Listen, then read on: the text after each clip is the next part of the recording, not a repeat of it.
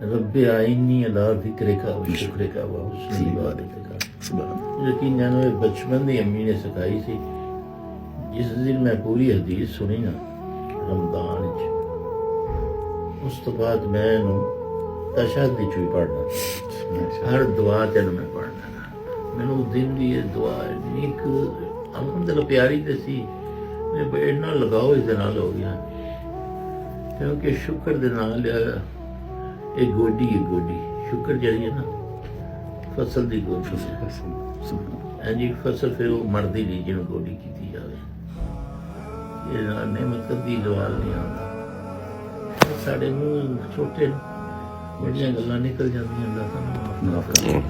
हुण ते मैं अल्लाह कहना, अल्लाह मैं हुण नहीं कदी कहांगा कि मैं थक गया, अल्लाह बस मैनू बस आराम करना, मैं नहीं कहांगा अल्लाह जिन्नी मैनू कीमत देगा मैं शुक्र करांगा तेरी। फिर से पहले भी माशा